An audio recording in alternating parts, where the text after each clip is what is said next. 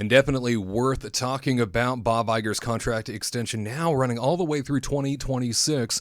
Who could have seen that coming as the replacement CEO that was once the CEO that came back to being CEO, who was once everybody's favorite CEO and is now seemingly stepping in it as the CEO.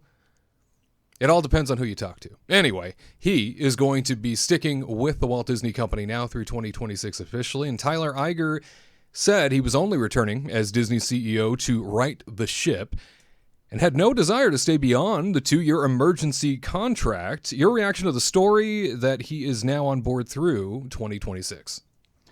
I mean, I got one thing to say. Follow the money. Follow the money. That man needs an island, right? Yeah, we've been talking. He's trying to build an island. He's got his whole thing happening. He's like, well, and he's got to listen. His pockets are getting low, so if he wants this island, he needs to be back. Well, he was retired for 11 months, yeah, and you know, going out as a multimillionaire, you can only last for so long, and 11 months is a long time to go. So naturally, probably came back because he needed that paycheck. That's exactly right. You read the room perfectly. No, I mean, but truthfully, I do think probably his main reason for doing this is he's getting a huge amount of money from this. I mean, I think that's probably his number one thing. I think the number two thing is they don't really have anybody else right now. I mean, there's kind of nobody around to take up this mantle. And it just seems like the company is going to be struggling. And I think they just offered him a ton of money to stick around and just said, please, Bob, please don't go anywhere. And he's like, well, I do have that island to build, so maybe I'll stick around. But I really think it's that Tyler's simple. ready. It's all what? Until Tyler is ready. Until Tyler is ready. Yep, there he is, running for CEO. Yeah. Don't forget to vote. That's right. The campaign continues because Tyler Crouch for Disney CEO. What's the catchphrase? He ain't Chapek. He ain't That's right. Chapek. Just remember that, everybody. Remember what we've been through. And the bar couldn't get lower. No, the bar could not get lower. Right. And I would like to build an island one day. Yeah. Get your own yacht, the SS Crouch. I wouldn't call it that. Oh. I don't really like my last name. We'll name it after Katrina. Oh, there we go. That's so sweet. There we go. Lady Katrina of the Seas. Oh, has a nice little ring to it. Wow. Seems to work well. Well, yeah, don't forget, a huge campaign has been underway. When I first heard the news that Bob Iger was extending the contract, I immediately thought of Tyler, and I was like, oh my gosh. What? I thought it was a for sure deal. However, you've reassured me. No. Yeah, it's all according to plan. This is all. Don't worry. 2026. Maybe a little more grooming. I'll have my ducks in. Because I've been really busy. Yeah. So he was willing to kind of take over, and because I've got a lot going on right now. So got married this year. Yeah. Newlywed. Right. Yeah. So I mean, I let him do his thing. And then when I'm ready, I'll when my stuff settles down, I'll be ready. Keeping the seat warm. Yeah. That's all. Yeah. He was like, not this year, Niger. Just do it a couple more years, and then I got it. That's it. And he's like, all right, I'll do it. Yeah. Don't worry about it. Perfectly fine. And Tyler, you make a great point when you talk about really there's no one to choose from at the moment within the Walt Disney Company. And naturally, we've watched the bizarre vanishing acts. Yeah, musical chairs, vanishing acts to a certain degree. The CFO stepping away here recently, the chief diversity officer resigning out of nowhere. Mm-hmm. It seems as though the entertainment heads, a lot of the chiefs of entertainment throughout the company, they are not doing so hot right now. Mainly because of all of the downward trajectory of so much of the entertainment business. And so mixed with that, a very unfortunate writer's strike and now actors strike that's going on. And things are getting rather thick when it comes to the hairiness of it all. Yeah, and spicy. Yeah, very spicy. And Katrina, under Iger's return, the company has laid off over 7,000 people. And he's now talking about selling off legacy assets like the ABC network. What do you imagine the future of the Disney company will look like as a whole by the time we reach 2026? Looks like he's making some really big moves in a short amount of time. See, that's tough. I mean, it's really sad that he's like, so many people are being laid off right now. It's not looking pretty. Especially with the writer's strike and the actor strike right now. A lot of this stuff is gonna be kind of like on rough seas for probably a while. But I mean, I can't see him really selling off the ABC network. I feel like that's just like a really bad move. Like if he does it, that would be in my mind really, really stupid. Just because they use ABC all the time to promote Disney. Everything they do, they always promote Disney with ABC. Like Good Morning America, they show up, they pimp it out. Every single time there's something new happening, right? Christmas Day Parade. What? The Christmas Day Parade. Oh yeah, the Christmas Day Parade. Dancing with the Stars. Yeah. I mean, now they had to bring Dancing with the Stars back to ABC because it failed so bad on Disney Plus. Remember, like no one watched it. I didn't even watch it. I didn't even know it was on there. Yeah, they did it for one season. They tried doing it like live on Disney Plus. No one's gonna do it. So like ABC is just kind of like you have it on your channels and you flip through it and you see it, whatever.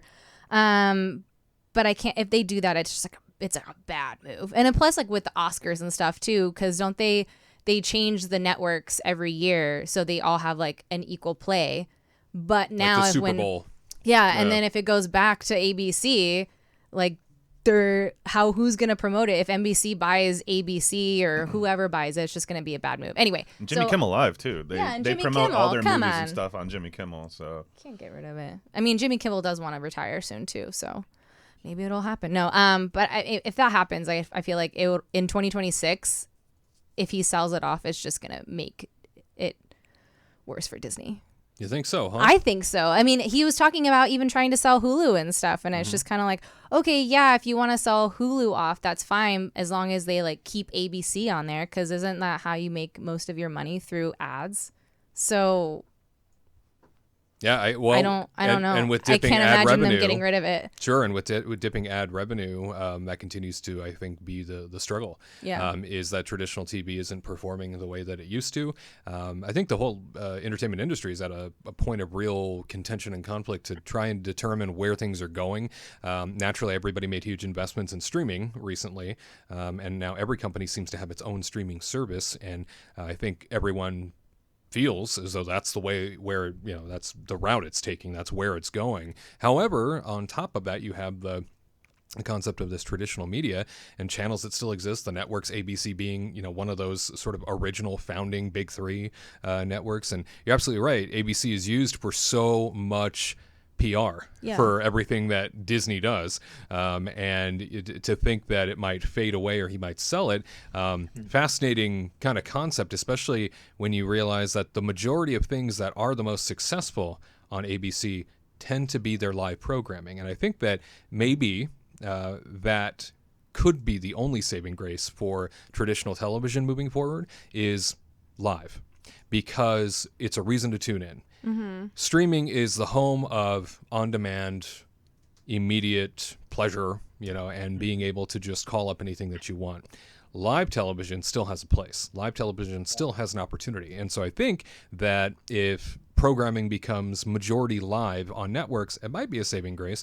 But I know that the failing ad revenue is part of the huge backlog problem for the company. And he's also talking about slowing down the process of putting out Marvel films and really slowing down the process of Pixar's output, and I think they already slowed down here the last couple years, and still things are not performing the way that they used to, because the consumer base is in such a state of transition.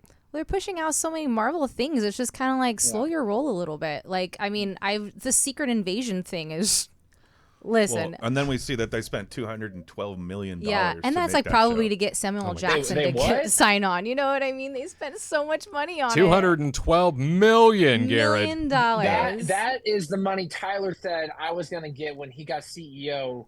That's my island money. Quiet about some things. Yeah, but the ironic thing is ABC is where Bob Iger got his start in the Disney company. He started Right. as like a production assistant, and then when ABC was acquired, Bob went along for the ride, and he then, got his rise to fame. So it's kind of ironic that he's like, ABC would be the one place we cut. I like that's where I came from, but I got no ties to them because I want my island.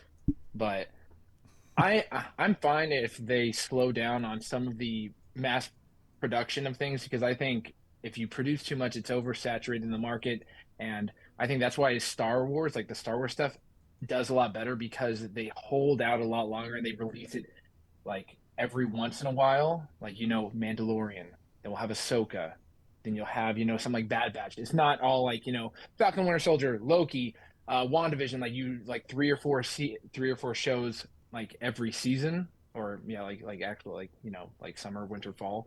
I think if they hold back a little bit, it might do better, and then it takes some more time to have higher quality writing. Because I think some of the Marvel shows, the writing hasn't been as high. Because you look at Doctor Strange 2, didn't do as good. The best like Marvel film has been like Black Panther 2, and that's part of it is because it was in honor of Chadwick Boseman.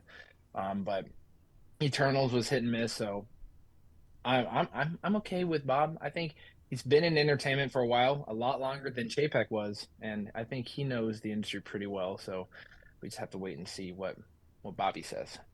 Yeah, because I can't imagine that spending $212 million on a television show is sustainable for Disney Plus. Like it just really, especially when I hear it's not doing as well as they expected, and I doubt that people are, what they really are looking for is the amount of people that a show pulls in.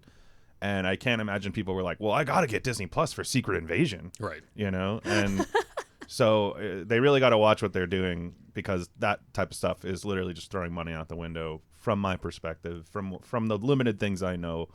But their promotion was low too on it as well. Like they didn't say the date, like they didn't push it as much as they probably needed to for people to like remember like, hey, it's on Disney Plus. I feel like they add a lot of stuff to Disney Plus that I just don't know about, and then it just gets lost. And then plus like their like the new arrivals and like how they have it set up on Disney Plus, just kind of everything gets like lost in the shuffle. That's a great point. I think that now we've entered this era where we went from a place where a film coming this summer was a massive year-long event. Think about the Like Lion Barbie King movie. Think about Oh yeah. Hell yeah. think about those 90s era films that were year-long celebrations. Everybody knew about, everybody was invested in. It was a pop culture takeover every time Disney produced another film. Nowadays, and this is true across the medium now, across entertainment, nowadays, there's so much being produced and there's so much content being pushed out, and there's so, I don't know if the PR budgets are the same or what. I feel like I'm not hearing about anything coming out anymore unless it's the hardest push and they are spending quadrillions of dollars. Quadrillion. That's my word. Yeah. Unless they're doing that, that's island money right there. Unless Yes. they're Big doing island that, you really don't hear too much about Yeah. it. And I think about Elemental as a really great example of that. Oh yeah, it was a blip. Boop. Yeah. I mean, you wonder why it didn't do so great. Well, there you go. I mean, I barely knew it was available. I barely knew it was happening. And I feel like the last couple of Pixar films have been like that to me, where I just didn't even realize it was coming.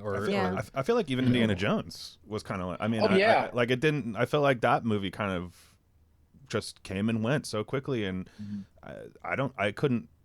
I think I saw a couple trailers, but other than that, I don't know what they did to promote that movie. They made a guy that doesn't look anything like Harrison Ford show up at Disneyland. Like, what else are they doing? So, Run through Adventureland. I mean, I don't know. And it only made $50 million in the opening weekend, right? So I mean, that's a terrible loss. Things are different, right, Garrett? Yeah, no, things definitely are. I remember when Hunchback of Notre Dame came out, there was a big rush and you saw all the animation. You're like, oh my God.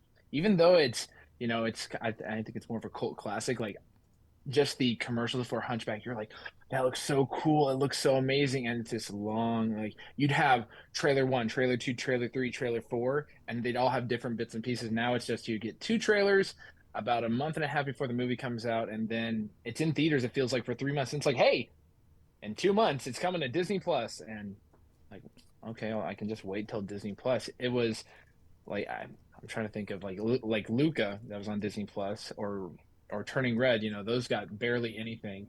I think I saw more Elemental push via Hulu commercials because Disney owns it, so it doesn't cost them anything extra. Yeah. But yeah, the promotion's just not there. The only one I've seen recently that has more promotion is Haunted Mansion, but I'm seeing it more on social media than I am on television. But the new Haunted Mansion looks pretty solid, so definitely got to check that out at the end of the month. Hopefully it succeeds and delivers the way that they think it's going to, because even somebody with the box office prowess of Harrison Ford, I mean, in the final installment of his part of the series, it's just not hitting the way that they thought it was going to. So definitely a state of flux across all of entertainment right now, and Bob Iger has his work cut out for him. That is for sure. To all who come to this happy place, welcome.